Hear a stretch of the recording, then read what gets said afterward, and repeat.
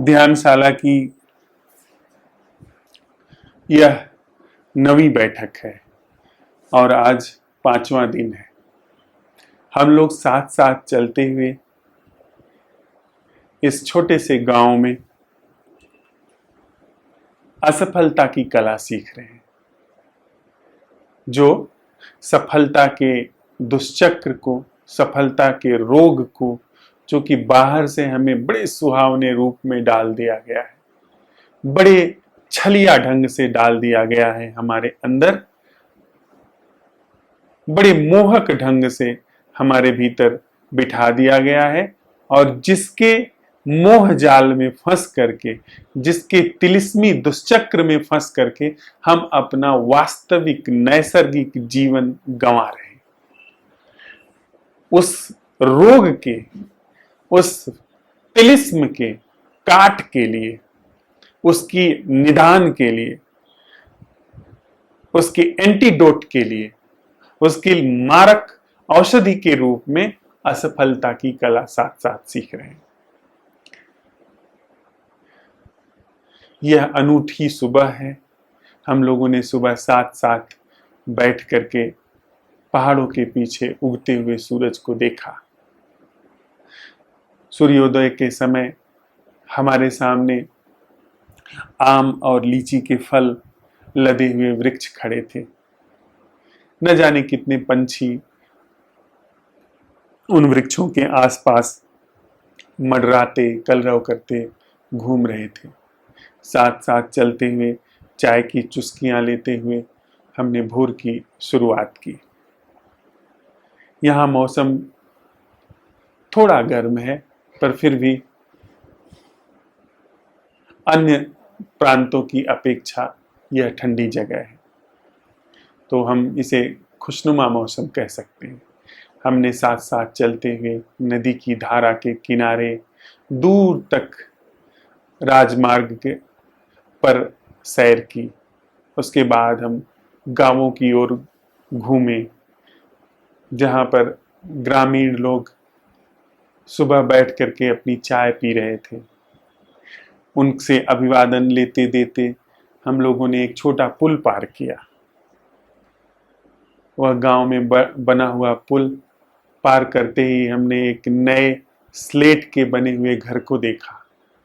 हम यूकेलिप्टस के पेड़ों के नीचे जलधारा के किनारे किनारे चलते हुए आगे बढ़े। इस मौसम में यूकेलिप्टस के वृक्ष अपनी छालें छोड़ रहे हैं, जो कि बड़े ही सुंदर ढंग से जलती हुई अग्नि का स्वरूप ले भास करती है, जिनका कोई आकार नहीं है, जिनका कोई प्रकार नहीं है, बस वे अनायास ही चिटक करके ऐसे रूप में आ गई है। रास्ते में सैर करते हुए हम वृक्ष के नीचे अलग अलग शिलाखंडों पर बैठे, और लौट करके हम भोर की इस बैठक में साथ साथ सफलता के एंटीडोट के रूप में असफलता की कला सीख रहे हैं। पिछले दिनों में हमने असफलता की कला सीखने के क्रम में यह प्रश्न उठाया, वह जीना क्या है जो लक्ष्य मात्र से मुक्त है। हमने प्रश्न उठाया, वह जीना क्या है जो निजी उपलब्धि मात्र से मुक्त है।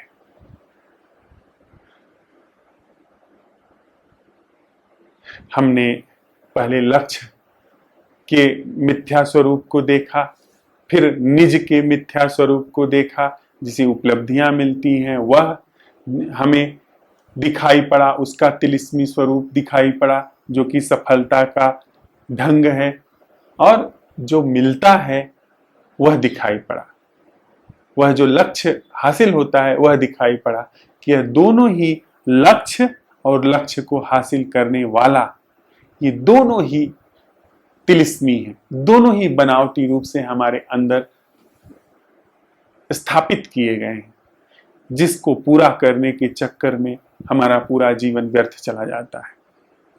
फिर हमने साथ साथ चलते हुए सवाल उठाया कि वह जीना क्या है जो किसी भी तरह के आधार से मुक्त है।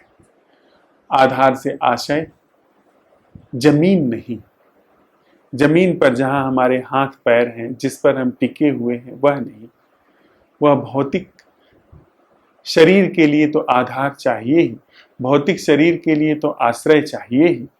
उसके लिए भोजन, जल, वायु, यह सब तो बिल्कुल स्वाभाविक है। हमने सवाल उठाया, भीतर वह जो जीवन सरक रहा है, जब शरीर स्वस्थ है, जब शरीर आश्रित है वृक्ष के नीचे, भवन में, जब उसका पेट भरा हुआ है, जब श्वसन क्रिया भरपूर चल रही है, तब वहां पर जो जीवन है, भीतर जो धड़क रहा जीवन है, जो अब तक हमारे सोच विचारों में सरक रहा जीवन है, योजनाओं, महत्वाकांक्षाओं, सफलताओं की जादुई दौड़ के पीछे भाग रहा जीवन है, उसमें वह जीना क्या है जो आधार मात्र से मुक्त है।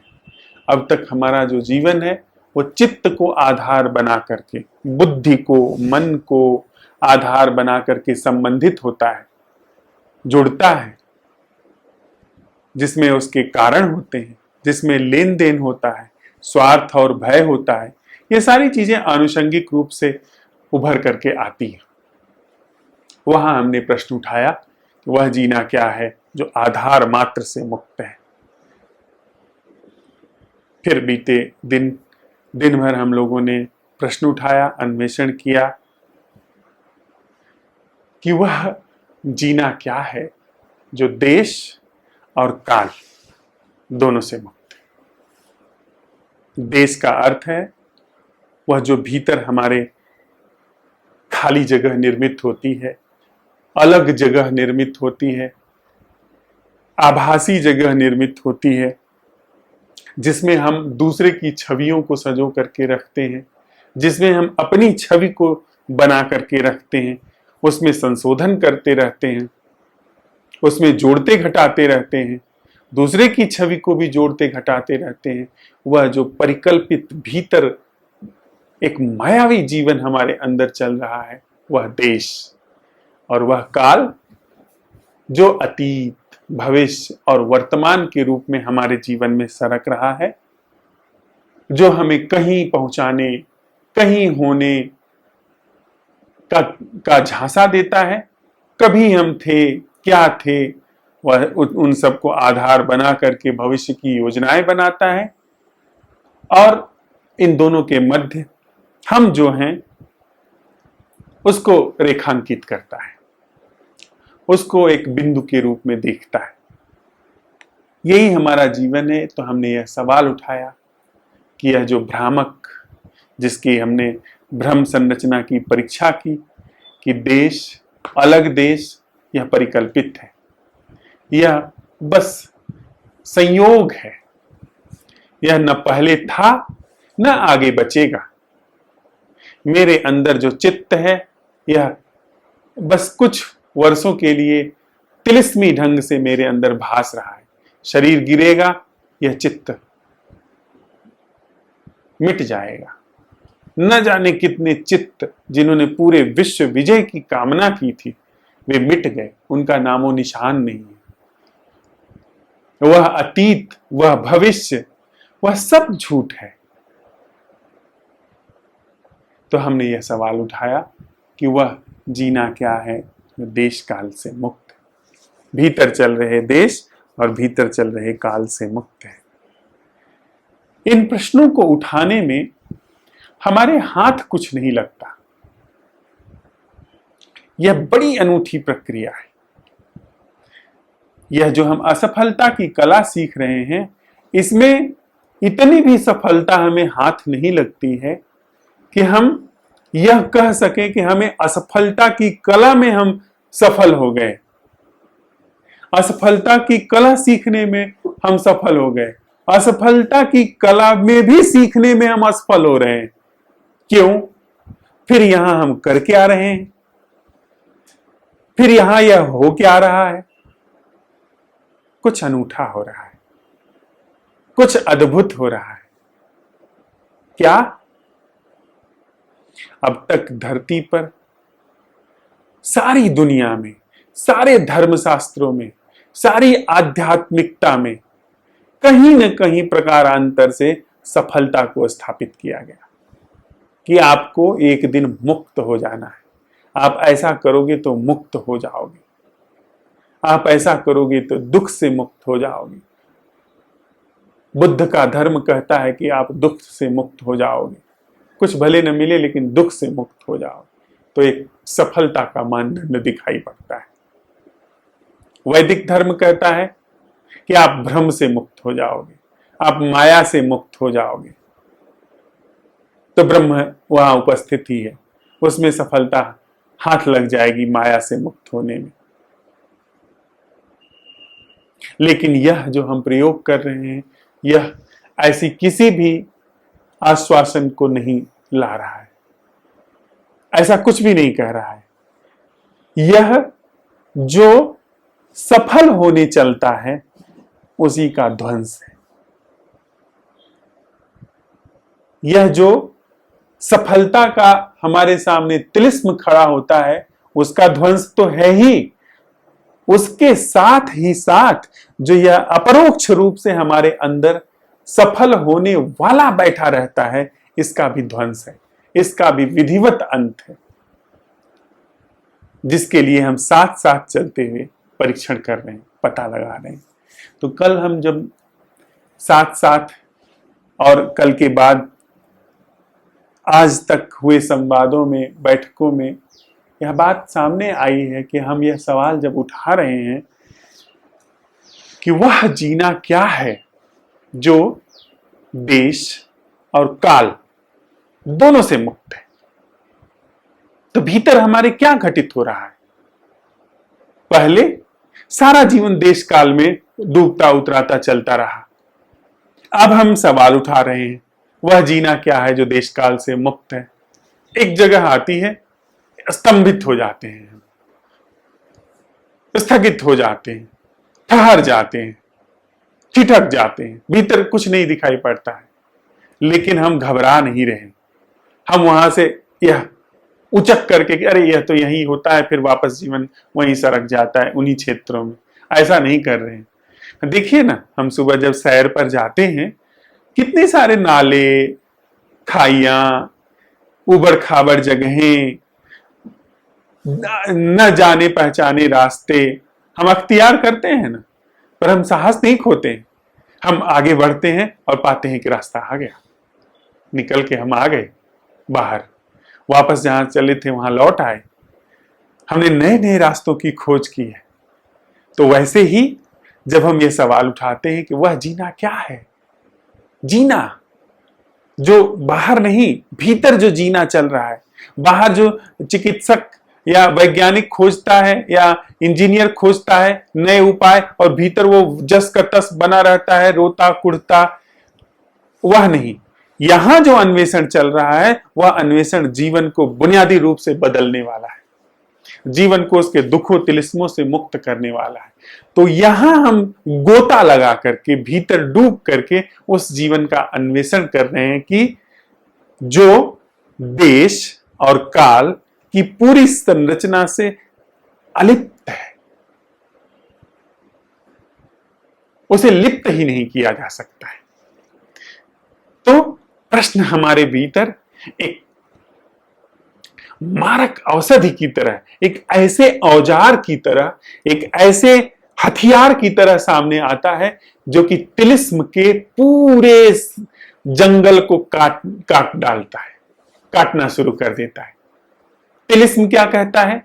देश काल का जीवन क्या कहता है? इस अन्वेषण में कहता है ठीक है, देश काल तो झूठ है, अतीत झूठ है, भविष्य झूठ है, यहां और वहां झूठ है, कुछ नहीं है। प्रश्न क्या कहता है? कुछ नहीं भी देश में है, कुछ नहीं का भी भासना काल में है। प्रश्न उसकी जड़ वहां से काट दिया। फिर हमारा अन्वेषण, जो हम जिस अन्वेषण के साथ हैं वो आगे बढ़ गया। फिर आगे जाकर के वो कुछ भ्रम लाता है, कुछ संशय लाता है, प्रश्न फिर काट देता है। यह सारा भ्रम और संशय देश काल में है। फिर वहां से जड़ उसकी उखड़ गई। यह एक अन्वेषण है, यह एक जीवंत अन्वेषण है जो सारी समस्याओं को, सारी जड़ों को उखाड़ता चल रहा है बिना किसी गुरु के। यहां कोई दूसरा नहीं, अपना जीवन अपने हाथ में, कोई विधि नहीं है कि जिसका हम अनुकरण कर रहे हैं। जो जैसा आ रहा है उसको वैसा इस प्रश्न की कला से हम उखाड़ते चल रहे हैं। कोई शास्त्र ने, हमने नहीं माना है कि ब्रह्म है, निर्वाण है, मोक्ष है, आत्मा है, अनात्मा है, ऐसा कुछ भी नहीं माना है। वह जब जीवन में ही वह आत्मा घटित हो जाए, वह जीवन में ही अनंतता या निर्वाण घटित हो जाए, तो हम शास्त्र देख लेंगे। वो भी गवाही देते हैं तो ठीक है, कोई बात नहीं। लेकिन हम उनको मान करके अपने जीवन पे लागू नहीं करेंगे, क्योंकि वो जैसे ही हम उनको मानते हैं हमारा जीवन फिर देश काल में फंस जाता है। क्योंकि मानना देश काल में घटता है, प्रमाण लेना देश काल में घटता है। हां, देश काल से मुक्त जीवन है, उसका प्रमाण शास्त्र में अगर है, ठीक है। तो हमारा यह अन्वेषण उखाड़ता चलता है। जब भी ये अन्वेषण चिपकना शुरू होता है, उखाड़ देता है वहां से। जहां से भी ये चिपका, उखाड़ दिया। यह पूरी अनूठी प्रक्रिया है, अनूठी कला है, जिसे हम साथ साथ चलते हुए सीख रहे हैं। इस देश काल के जीवन के अन्वेषण के क्रम में आज फिर हम थोड़ा सा और गहरे उतरते हैं, एक नए ढंग से फिर इसको सीखते हैं, इस नए ढंग से समझते हैं। उसके पहले एक छोटी सी बोध कथा हम सब लोगों ने सुनी होगी, लेकिन सटीक प्रासंगिक है, इसलिए उसका थोड़ा उदाहरण ले लें, थोड़ा सा सामने रख लें। एक किसान के, समृद्ध किसान के 3 बेटे थे। किसान को अपने जीवन के उत्तरार्ध में यह चिंता हुई कि वह यह जो सारी संपत्ति है किसे सौंपे जो इसकी ठीक तरीके से देखरेख कर सके। उसने अपने 3 बेटों को बुलाया और सबको कहा कि मैं तीर्थ यात्रा पर जा रहा हूं, हो सकता है मुझे 1-2 वर्ष लग जाए। मेरे पास कुछ बीज हैं, कुछ दाने हैं, इनको तुम लोग सुरक्षित रख लो। एक एक बेटे को अलग अलग बुला करके उसने कहा और सबको उसने सरसों के दाने दिए, मुट्ठी भर सरसों के दाने अलग अलग बुला करके तीनों को दिए। पहला बेटा, जैसे ही वह व्यक्ति विदा हुआ, उसने कहा कि आप चिंता न करें, मैं इसको सुरक्षित रख लूंगा। उसको ध्यान भी नहीं आया कि क्या है मामला, कैसा है। ठीक है, पिताजी कुछ कह रहे हैं। उसने मखमल के कपड़े में सारे बीज रखे, उसको गांठ लगाई, ले जाकर के तिजोरी में बंद करके सुरक्षित रख दिया। दूसरा बेटा, उसने भी पिताजी से कहा कि ठीक है, आप चिंता मत करें, मैं इसको रखे रहूंगा। उसने सोचा कि कैसे इसको रखा जा सकता है, सड़ जाए, गल जाए, कहाँ रखूंगा, पता नहीं क्या हो, इससे बेहतर है कि धन रख दिया जाए। उसने उसको ले जाके बाजार में बेचा, जो भी 10-5 पैसे आए उसको ला करके तिजोरी में रख दिया। तीसरे बेटे को वह मुट्ठी भर सरसों के बीज बिल्कुल अलग तरह से नजर आए। जो कभी कभी हम लोगों में से जीवन किसी किसी को अलग तरीके से नजर आने लगता है, ऐसे ही उसे अलग तरीके से नजर आए। उसने वे बीज लिए और ले जाकर के घर के पीछे जो खेत था वहां बिखेर दिए। समय अनुकूल था, वे सारे बीज अंकुरित हुए, फसल तैयार हुई। फसल तैयार हुई, जो मुट्ठी भर बीज थे वो बोरे भर हो गए। फिर दूसरी फसल आई, बोरे भर के बीज बड़े दूर तक खेतों में बोए गए, तो सैकड़ों बोरे बीज तैयार हो गए, सैकड़ों बोरे सरसों तैयार हो गई। सब उसने उठा करके गोदाम में रखवा दी, सुरक्षित रखवा दी। लौट करके पिता आया, उसने पहले बेटे को बुला करके कहा, बीज कहाँ है? उसने कहा, रुकिए बस लाता हूं। गया, वो तिजोरी खोला, लाया। उसने जब मखमल का वह रुमाल खोला तो पाया कि भीतर बीज सब सड़ चुके हैं, उससे दुर्गंध आ रही है। पिता ने कहा, फेंको कचरा। दूसरे बेटे को बुलाया कि वो बीज कहाँ है जो मैं दे के गया था। उसने कहा, पिताजी रुकिए आता हूं। गया, उसने वो पैसे ला करके उनके हाथ पर रख दिए। कहा कि यह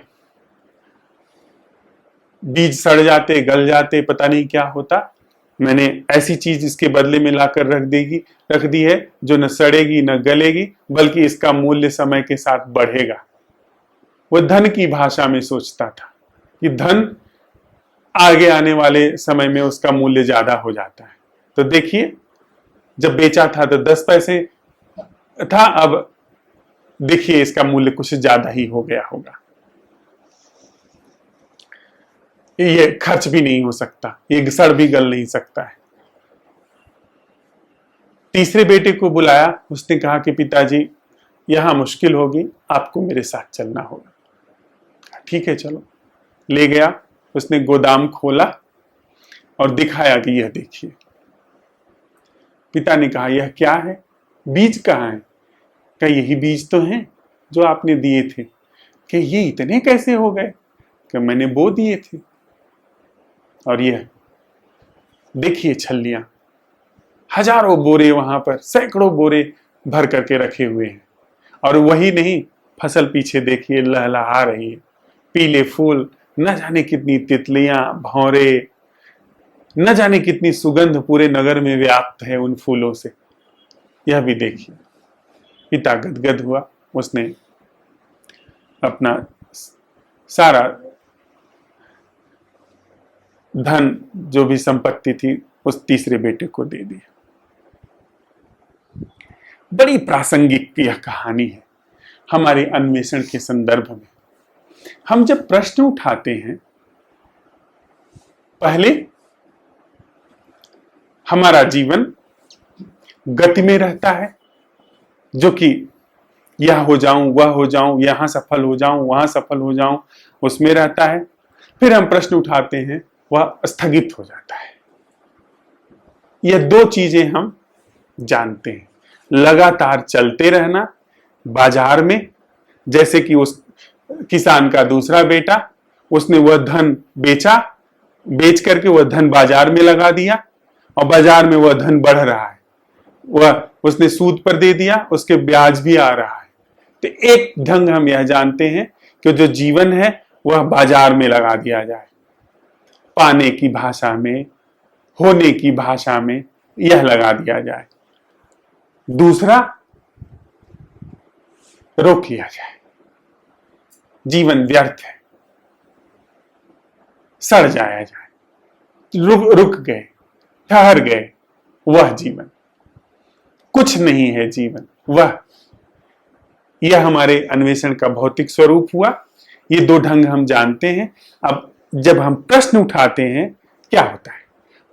पहले सोच विचार चलता है, जो हम जानते रहते हैं, जो हमने सीखा हुआ है, समझा हुआ है, वह चलता रहता है। या फिर हमारे प्रश्न से सब कुछ ठिठक जाता है, ठहर जाता है। न तो ठिठकना और न ही चलते रहना। चलेंगे कहां आप? बुद्धि कहां चलाएंगे आप? बाजार में, ज्ञान में, जो आप जानते रहे हैं उसमें बुद्धि चलाएंगे। बुद्धि क्या किसी ताजी चीज में चला सकते हैं आप बुद्धि को उस जीवंतता में घोल सकते हैं जो कि फूल को खिला रही है। उस जीवंतता में बुद्धि को आप डाल सकते हैं जो कि बादलों में है। उस जीवंतता को, उस बुद्धि की जो चाल है, जो गति है, उसको सृजन की किसी भी गति में आप डाल सकते हैं। जो स्वाभाविक सृजन है, नैसर्गिक सृजन है, नहीं डाल सकते। आप सिर्फ उसको जुगाली करेंगे, ज्ञान में उसको घुमाएंगे। हम आप इससे अधिक कुछ भी नहीं कर सकते। हम आप सिर्फ बाजार में घुमाएंगे, जो बाजार पहले से स्थापित है लेन देन का, वहां घुमाएंगे। दूसरा कि कुछ नहीं है, जीवन व्यर्थ है, यह कुछ नहीं है, ठिठक जाएंगे, ठहर जाएंगे। जो कि हमारा जब हम असंभव प्रश्न उठाते हैं तो रुक जाता है। वह रुकना उसी लड़के जैसा है जिसने उठा करके बीज मखमल के उसमें बांध करके और तिजोरी में रख दिया, जहां बीज सड़ गए। कुछ नहीं है जीवन, जीवन व्यर्थ है या अनारकी है, तो वहां बीज सड़ गए। नहीं, एक ऐसी भी जीवन विधा है जो अपने किए से नहीं और न ही उसको तिजोरी में रखने से है, जो कि निष्पत्ति दे देने से है कि कुछ नहीं है। न तो कुछ है, न तो कुछ नहीं है, न तो कुछ है में गति है, न कुछ नहीं में निष्पत्ति है। अंकुरन, पुष्पन, पल्लवन। पुष्पित पल्लवित होने में आप कुछ नहीं कर सकते, या कर सकते हैं? हम आप जब पैदा हुए थे बहुत छोटे से थे, हमारा शरीर बढ़ करके 6 फीट का हो गया है, हाथ पैर लंबे चौड़े हो गए हैं। इसमें हमने क्या किया है इस शरीर को बड़ा होने में?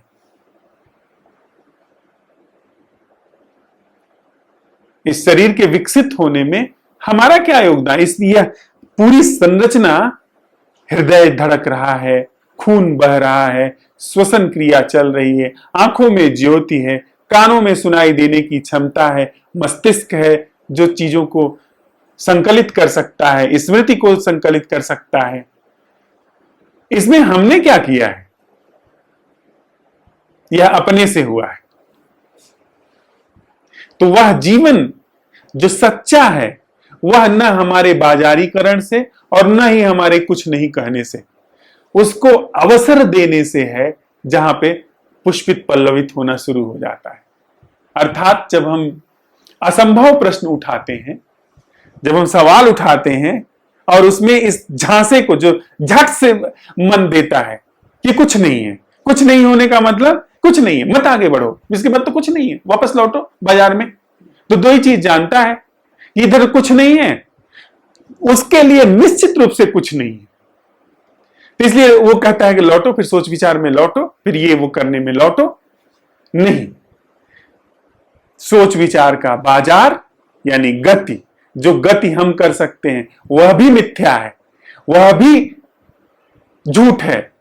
और स्थगन, थमना, ठिठकना, उस पर निष्पत्ति का पहुंच जाना, यह भी झूठ है। हम यदि यह सवाल उठाते हैं कि वह जीना क्या है, जो कि आज के हमारे अन्वेषण का प्रश्न है, जो गति और स्थिरता दोनों से मुक्त है। क्या हमारे जीवन में कुछ ऐसा है जो गति जो हम जानेंगे, बाजारी गति जानेंगे। हमारा मन जो गति जानेगा वो बाजारी गति जानेगा। हमारे अंदर प्राण कैसे काम कर रहा है, मन की सामर्थ्य के बाहर है। हमारे अंदर सृजन कैसे काम कर रहा है, मन की सामर्थ्य के बाहर है। तो मन जो गति जान सकता है, बाजारू गति जान सकता है।